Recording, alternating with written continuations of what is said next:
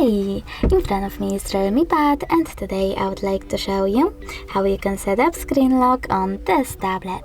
Start by accessing Settings. Now you need to scroll down and tap on Security. Over here, click on Screen Lock and tap on one of those login methods, pattern, PIN or password. Following that, you need to enter it and choose Next.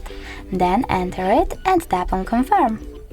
Over here you need to select how do you want the lock screen to display your notifications. I don't want any, so I will go with don't show notifications at all and tap Done. Now when I click Home button, turn off my screen, then turn it back on, I guess that pattern is now required. Thanks so much for watching. If you enjoyed this video, leave a like, comment and subscribe. Bye!